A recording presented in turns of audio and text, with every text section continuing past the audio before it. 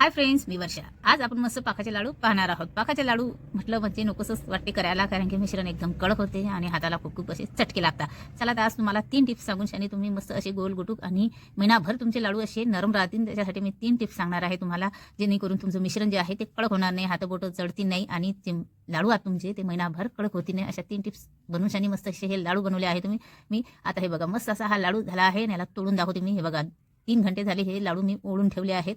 आणि आता तुम्हाला लेट याच्यासाठी दाखवते आहे मी, की कारण की लाडू बघा एकदम हात लावला असता तुटू राहिला. थोडंसं हलकंसं मिश्रण कडक होते, पण एवढंही कडक होत नाही की एकदम असे दगडासारखे लाडू होतील, असं होत नाही हे मिश्रण. त्याला आता दुसरा पण तोडून दाखवते. तर हे बघा मस्त.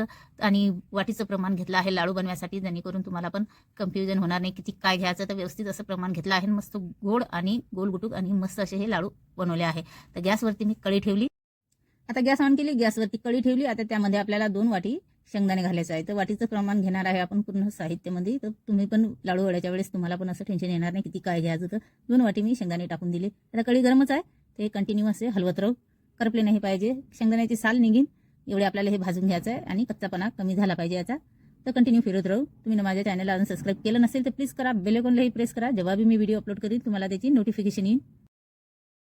शेंगदाणे जे आहे ते मध्यम गॅसवरतीच छान असे भाजून घ्यायचे, करपून द्यायचे अजिबात, नाही तर काहीच कामाचे राहत नाही, ते भुसा बनून जातो पूर्ण त्याचा.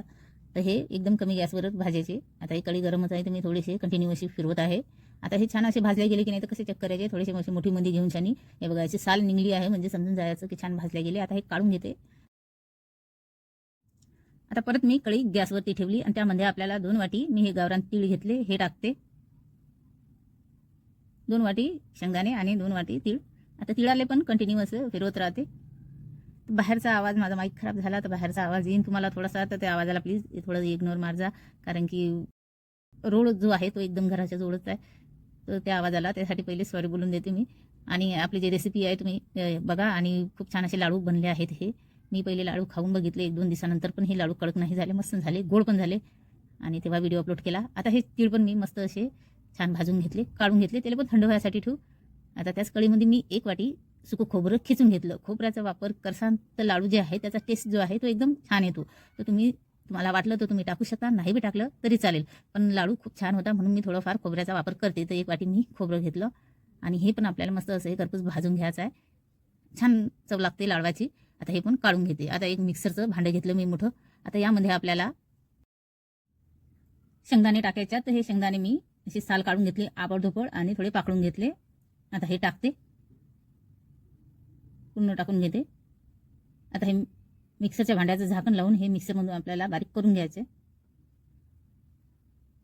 आता शेंगदाणे बारीक करून घेतले बघा, एकदम असं पूट करून घेतलं पावडर. आता एका परातमध्ये काढून घेते.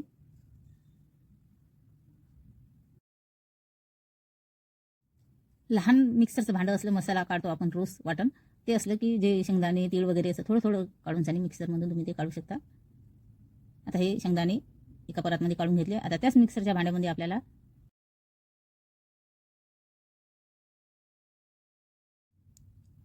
तीळ आणि सुकं खोबरं जे आहे ते टाकायचं आहे. तर पूर्ण टाकून घेते आणि मिक्सरच्या भांड्याचं झाकण लावून आपल्याला हे मिक्सरमधून असं बारीक करून घ्यायचं आहे. आता हे करून घेतलं मी मिक्सरमधून बारीक. हे बघा, अशी याची पण अशी पावडर करून घ्यायची आपल्याला. आता हे पण त्याच परातमध्ये काढून घेते. बिना पाकाची तीळ आणि गुळाच्या मस्त अशा वड्या बनवल्या आहेत मी. तुम्हाला बघायचं असेल तर तुम्ही माझ्या चॅनलवर बघू शकता, या त्याची लिंक मी डिस्क्रिप्शनमध्ये देईल. आता तीळ आणि जे खोबरं आहे सुकं खोबरं हे पण मिक्सरमधून काढून घेतलं. या परातमध्ये हे सर्व काढून घेते.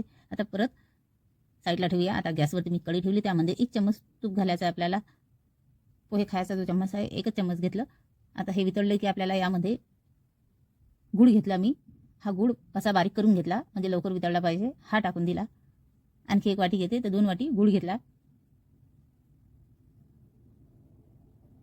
आणि वाटी फुल भरून शनी, दोन्ही वाट्या फुल भरून शनी घेतला. आता आपल्याला हा असा बारीक करून घेतला की लवकर वितळून जाते. तर कंटिन्यू असं हलवत राहू. गॅस कम करून घ्यायची जोपर्यंत एकदम असा बारीक पूर्ण वितळत नाही तोपर्यंत. आता थोड्या वेळानंतर हे बघा असा वितळला आहे. जेवढे लाडू बनवसान, जेवढे दिवस टिकतील ते तुमचे लाडू जसं महिनाभर बी टिकले तर कडक नाही झाले पाहिजे. त्यासाठी काय करायचं, थोडंसं पाणी टाकायचं गुळाच्या मिश्रणमध्ये. याने काय होते, जे जे लाडू आहेत तुमचे ते असे दगडासारखे कडक होतील नाही.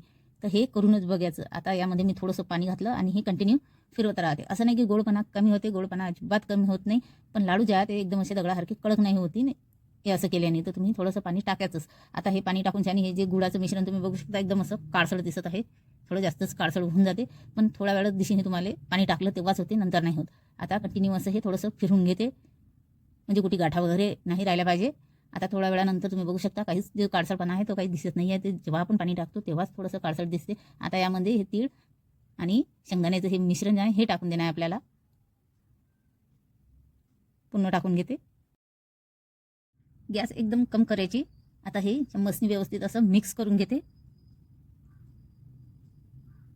पुन्हा व्यवस्थित मिक्स करून घ्यायचं आहे. आता यामध्ये आपल्याला 1 चम्मच वेलाची पावडर टाकायची आहे. आता हे पण व्यवस्थित मिक्स करून घेते. तुपाचा जास्त वापर नाही करायचा, 1च चम्मच घ्यायचं सुरुवातला. हलकासा तुपाचा असा चव असली लागली खायला की लाडू छान लागता खायला. आता कंटिन्यू असं हे फिरवत राहू जोपर्यंत जे गुळ यामध्ये व्यवस्थित हे मिश्रण मिक्स होत नाही तोपर्यंत कंटिन्यू असं हलवत राहू. गॅस कम करून घ्यायची. तुम्ही माझ्या चॅनलला अजून सबस्क्राईब केलं नसेल तर प्लीज करा. बेल आयकॉनलाही प्रेस करा. जेव्हा मी व्हिडिओ अपलोड करेल तुम्हाला त्याची नोटिफिकेशन येईल. गॅस एकदम कमी ठेवायची. आता कंटिन्यू असं चम्मचनी व्यवस्थित हे मिक्स करून घेतलं मी. हा जो वलसरपणा आहे कमी गॅसवर असलं की जे मिश्रण आहे आपलं मस्त असं घट्ट पण होऊन जाते आणि लाडू पण व्यवस्थित वळल्या जातात. आता काय करायचं, एक छोटासा गोळा हातात घेऊन शानी याला असं गोल करून बघते. हे बघा छान असं मिश्रण झालं आहे. आता हे तुम्हाला हे मिश्रण थोडं आसट वाटेल, पण असं लाडू करून घेतला की थोड्या वेळानंतर 5-10 मिनिटानंतर तो मिश्रण जे आहे असं कडक होते. म्हणजे एवढं कडक नाही की असं दगडासारखं, पण हलकंसं कडक होऊन जाते ते. तर आता चला आपण याचे लाडू वळून घेऊया. तर दुसरी टिप्स की तुम्ही गॅस अजिबात बंद नाही करायचं, गॅस चालूच ठेवायची. आणि तिसरी की तुमच्या हाताबोटाला चटके नाही लागले पाहिजे, त्यासाठी आपण हा चम्मच घ्यायचा, त्याला थोडंसं तूप लावून घ्यायचं. आता हे जे तीळ आहेत ते तीळ मी त्यातलेच थोडेसे काढून घेतले. या तुम्ही घरामध्ये असले तर घेऊ शकता. आणि ते तीळ जे आहेत ते फक्त आपल्याला वरच्या साईडनं थोडेसे लावून घ्यायचे आहेत. तर चम्मच घ्यायचा आणि त्याला थोडं तूप लावून घ्यायचं, म्हणजे मिश्रण त्याला चिटकलं नाही पाहिजे. आणि भाजीपाला काटायचं आपलं हे असं स्ट्रेक घ्यायचं, याच्यावर थोडे तीळ टाकायचे आणि तो गोळा टाकायचा. अजिबात तुम्हाला जास्त असे चटके लागते नाही हाताला. आणि तो गोळा हातात घेऊन शानी तुम्ही त्याला हलक्या हाताने असं गोल गोल करू शकता. अजिबात चटके जास्त लागत नाही. थोडेसे तीळ लावायचे असले तर लावायचे, नाही बी लावले तर तुमच्या आवडीनुसार तुम्ही बिना तीळ लावायचे पण तुम्ही लाडू करू शकता. पण मी काय केलं होतं, जेव्हा तीळ भाजले होते तेव्हा थोडेसे तीळ काढून घेतले ते, आणि हे सजावटीसाठी मी हे असे वरतून वरच्या कवरले थोडेफार लावत आहे. आता हे बघा बोलता बोलता लाडू झाला आहे. एकदम मिश्रण तर वल्लच राहते, तर काहीच वेळ लागत नाही. एक प्लेट घेते, प्लेटमध्ये ठेवते. चला आता दुसरा लाडू बनवून दाखवते तुम्हाला. तुम्हाला जास्त असं हातावर घेऊन आणि मिश्रण असं लाडू बनवणंच नसेल तर मिश्रण गरम राहते, ते चम्मचने घ्यायचा आणि थोडे तीळ टाकायचे आणि एका हाताने असं त्याच्यावरतीच असं गोल गोल करून घ्यायचा. एकदम मस्त असा गोल गुटूक आणि पटकनी असा लाडू होऊन जाते. हे बघा काहीच वेळ लागत नाही, एकदम झाला आहे पटकनी. तर तुम्ही या पद्धतीने पण असं करू शकता. दोन्ही हात एकाच हाताने दोन हाताने असं मिश्रण हातात गोल गोल करूची गरज पडत नाही. चला आता तिसरा बनवून दाखवते. तर परत घेतलं आणि थोडे तीळ टाकले. आता याला असंच चम्मचनी गोल करून घ्यायचं. हे बघा असं. जे न्यू लोक राहतात त्यांना खूप खूप जास्त चटके लागतात. आपण तर रोजच करतो स्वयंपाक, तर आपल्याला चपात्या वगैरेला आपला हात लागते, तर आपल्याला एवढं काही जड जात नाही ह्या गोष्टी. पण जे न्यू राहतात, जे स्वयंपाक येतच नाही, तर ती लोक एकदम त्यांना जास्त चटके लागून जातात. हे बघा झाला आहे हा पण. आता हा पण ठेवते साईडला. आता परत घेतलं मिश्रण, याला असं गोल गोल करून घ्यायचं एकाच हाताने. तुम्ही नाही बी दोन्ही हाताने गोल गोल केलं तरी चालेल. हे बघा आरामशीर होऊन जाते. असेच हे लाडू मी सर्व ओढून घेते. आता पटकनी काहीच वेळ लागत नाही. असं नाही की टाईम लागते, जास्त टाईम पण नाही लागत आणि पसारा पण जास्त होत नाही. तीळ जे आहे ते थोडीशी घ्यायची. हे बघा मस्त असेच मी 3-4 लाडू तुम्हाला करून दाखवले आहे. आता हे सर्व बनवून घेते मी.